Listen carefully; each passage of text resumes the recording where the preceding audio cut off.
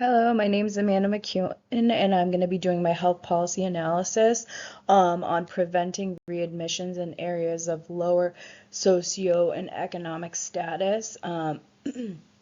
So I am going to start by telling a background. First, we're decreasing hospital readmissions. Why is this important? Hospital readmissions are defined as an inpatient stay that occur within 30 days of discharge from an initial inpatient hospitalization. Hospital readmissions are known as key quality of care indicators and account for billions of dollars in annual Medicare spending. In 2018, there was about $3.8 million dollars spent on 30-day all-cause adult hospital readmissions, with a 14% readmission rate and an average readmission rate of costing $15,200. The ACA established the Hospital Readmission Reduction Program, which is called the HRRP, in 2012 to positively influence readmissions associated with acute myocardial infarction, chronic obstructive pulmonary disease, heart failure, pneumonia, coronary artery bypass, graft surgery, and total hip and/or knee arthroplasty. The Centers for Medicare and Medicaid Services penalizes hospitals for excess readmissions compared to expected level of readmissions. This has been launched on October 1st, 2012, and hospitals since then have prevented nearly 600,000 readmissions through the program, but have also received nearly $2.5 billion in financial penalties, according to the American Hospital Association.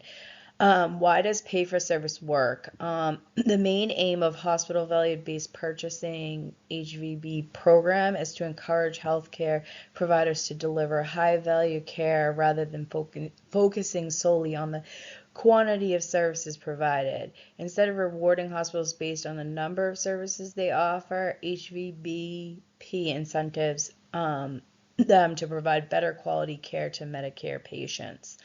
The program penalizes hospitals serving higher proportions of uninsured, low-income, and medically vulnerable patients, known as safety net hospitals. This may jeopardize their financial viability and ability to offer services to poor and vulnerable patients. The risk adjustment model for determining penalties does not consider many factors associated with a higher risk of readmission, such as inadequate social support, low income, low education levels, residential instability, and risky health behaviors. So those are some of the flaws that go about our why of those are some of the flaws of the hospital readmission reduction program. Nextly, we're going to take a look at Massachusetts and the readmission statistics, just to kind of look at a whole picture for the policy. Medicare fee-for-service beneficiaries in Massachusetts have historically had higher than average readmission rates compared to the national average. According to the latest statistics, Massachusetts unplanned all-payer readmission rates rose slightly from 15.6% in 2019 to 15.9% in 2020. Patients with Medicare and Medicaid had higher readmission rates, 18.1 and then 16.9 respectively, than those with commercial insurance, which have 10.2%. Medicare patients aged 65 and over had the highest total number of readmissions. Medicare patients under 65 had the highest rate of readmission, which was 22.9%. Now looking at just some charts. Looking at this graph, you can see that in 2020 in Massachusetts, patients aged 65 and over accounted for almost 60% of all readmissions in the state. Additionally, patients over age 75 had the highest readmission rates. Looking at the another graph, this looks at the year of 2020 and also looks at 2020 2011 to 2020 in the readmission payer type. In 2020, Medicare and Medicaid patients had higher readmission rates, 18.1 and then 16.9, compared to patients with the commercial coverage.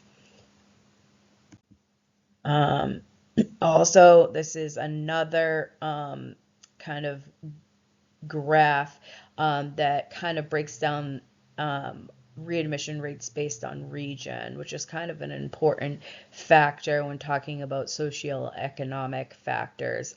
This is a map comparing each region of Massachusetts. The top map accounts for the actual readmission rates, and the bottom map is assessed risks based on differences in patient population, hospital service mix, inpatient and community level social risk. As you can see in looking at the observed readmission rates, Metro South and Fall River had the highest observed readmission rates, and compared to their risk, which is also to be found in the hierarchy of 16 to 17%. The lower, which is North Shore, Central Mass, and Berkshires, all had higher standardized readmission rates, but their observed readmission rates were lower. So in looking at socioeconomic status, this map of readmissions in Mass overall correlates with the risk that it has been assessed. There are some different things that vary, but a lot of it does correlate only within like a few, like 1 or 2%. So this kind of shows just how important, readmissions are based on your socioeconomic status. Does the pay for performance HRRP alone decrease hospital readmissions? The pay for performance HHRP programs aims to encourage healthcare providers to deliver high value care instead of focusing solely on the quantity of services provided. The program incentivizes hospitals to provide better quality care to Medicare patients rather than rewarding them based on the number of services offered. However, hospitals that serve mainly underserved populations may face difficulties in providing follow-up care due to lack of resources, transportation, and support systems. These challenges may lead to readmissions, and if these hospitals continue to be penalized, it may create a vicious cycle, hindering their ability to serve at-risk populations. Unfortunately, the program penalizes hospitals serving higher proportions of uninsured, low-income, and medically vulnerable patients. This may threaten their financial viability and ability to offer services to poor and vulnerable patients. Determining the penalties they give does not consider many factors associated with higher risk of readmission, such as inadequate social support, low income, low educational levels, residential instability, and risky health behaviors. What measures can we take to further reduce hospital readmissions across the regions of Massachusetts? By examining the data provided in earlier slides, we can identify regions that are at higher risk due to factors such as income, population, ethnicity, and socioeconomic status. If we can determine which regions are at risk, we could allocate more resources to these areas. By identifying the individual barriers that patients face and providing them with support from care coordination and social work, we could work through these barriers during hospital admission to prevent readmissions.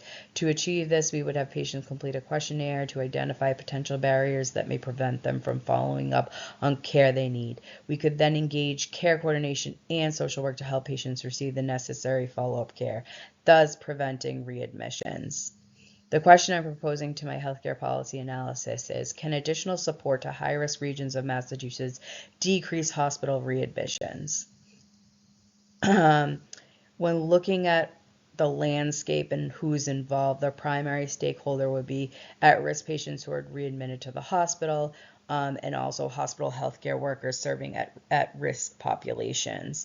Additional stakeholders would be primary care physicians, social workers, family support systems, local politicians, basically kind of the community that's involved after the patient is discharged.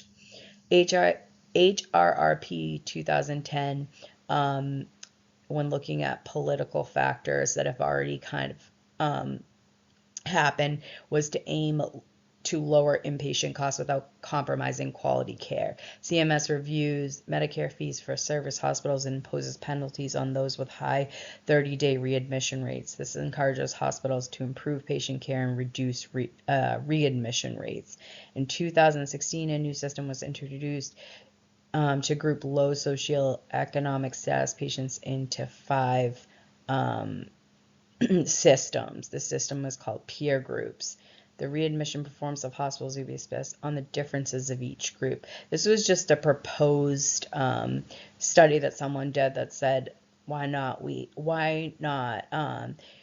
kind of divide people into groups and then make the penalties for those hospitals that have low income,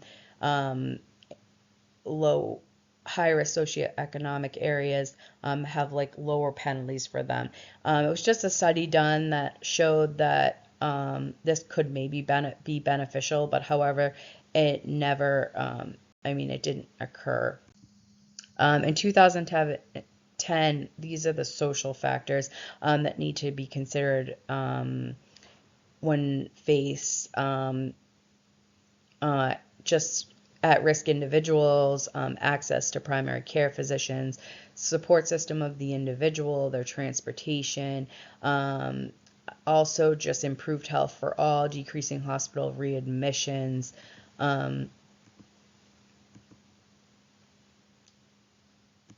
Hospitals at risk of penalty should take proactive measures to ensure that patients are screened properly and provided with the necessary support to follow through with their discharge instructions, follow-up care. If these measures are put in place before discharge, the likelihood of follow-through would increase, thereby reducing hospital readmissions.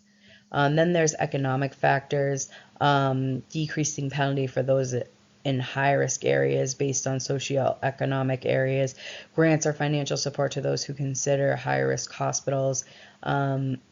If a hospital fails to meet quality standards, CMS reduces their payment capped at 3%. They send an annual report to the hospital, and they are able to look through it before this occurs.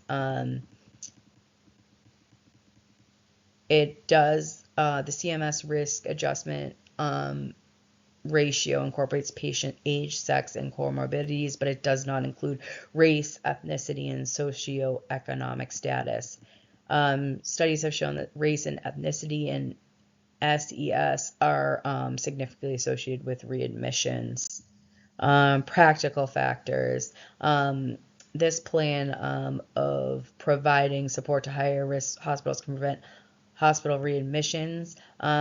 These hospitals often care for high-risk socioeconomic patients, leading to higher readmissions. If we give them added resources to deliver care, it prevents barriers to adequate follow-up care. We can prevent hospital readmissions and save a lot of money in the long run, but however, we need to spend money up front to see these results long term. This could be tedious and time consuming, and but if given more resources, they could potentially provide this care to the patient. Options, increase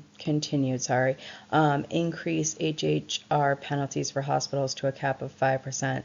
CMS sends an annual report detailing the hospital's performance, how it affects the payment. And 3 is make no change to the current statute.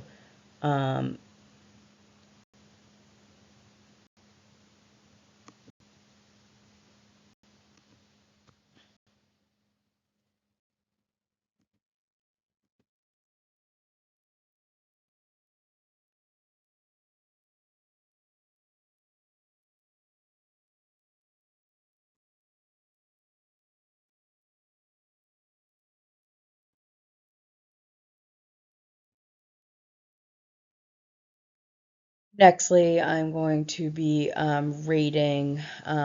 assessing the options. I'm going to rate each option on a scale of 1 to 3, 1 being the worst and 3 being the best. Option 1 is political feasibility. I rated this 3. This is something that could be considered. Fines would not change, causing no issues, but the hospitals that are taking care of more disadvantaged patients have more resources to provide better care. Value to society, I rated 3. This would provide disadvantaged patients more resources to prevent adverse health outcomes and readmissions. This would improve health outcomes for all. Next is cost, which I rate 2 because there may be some cost to provide resources to those at risk hospitals, but as the program continued, a significant money would be saved. Administrative, to coordinate more resources for this hospital may take more personnel. However, it would decrease hospital readmissions and decrease the need for personnel later. So I would rate that as a 2. Option 2, rating political feasibility is 1. Increasing the penalty would cause turmoil between hospitals and political parties involved. This would not be a great option. Value to society, I rated 1. Increasing fees could put these at-risk hospitals in financial turmoil, which would in turn affect the quality of care given to these patients. Less quality care equals greater readmissions. Next is cost. I would rate that 1. This is going to cost hospitals who do not meet qualifications a lot of money that they could be able to afford to operate. It may produce money for the government, but it would be taking away from hospitals that provide care for the people. Administrative fees, since the penalty is increased, clerical staff may be overloaded with their jobs and may have to increase the staff needed. So I would have that as a 1. Option 3, I would have political feasibility, I would rate as 2. There's no change in the HRRP and penalty remains the same. It does not take into account socioeconomic status and may make at-risk hospitals pay penalties that they cannot afford and provide less money to giving care to at-risk population. Things definitely need to change. Value to society, I put 2. It drives hospitals to provide quality of care, which does not take into account disadvantaged patients in the hospitals that serve them. And then cost, 3. Cost, I rate a cost for 3. The cost would stay the same, and then administrative fees would be 3 because the law would remain the same and there would be no administrative changes. Summary and recommendations. Options 1 and 3 offer equitable solutions to decrease hospital readmissions. Option 1 is the best option because it provides resources for those with low socioeconomic status. Currently, option 3 is in place with the HRRP, which imposes penalties of up to 3% on hospitals that exceeds the readmission rate. However, this policy doesn't consider hospitals that primarily serve patients with low socioeconomic status. These individuals often face disadvantages and lack resources to comply with follow-up care and discharge instructions, which increases the likelihood of readmissions. On the other hand, option 1 could help by keeping the penalty in place while providing additional resources to hospitals that are deemed high risk. These resources could help to overcome the barriers that low-income patients may face, such as transportation issues, limited access to prescriptions, and lack of social support. By choosing option 1, disadvantaged individuals in the hospitals that serve them could provide better care, reduce the rate of admissions, and ultimately improve overall health outcomes en masse while saving a significant amount of money.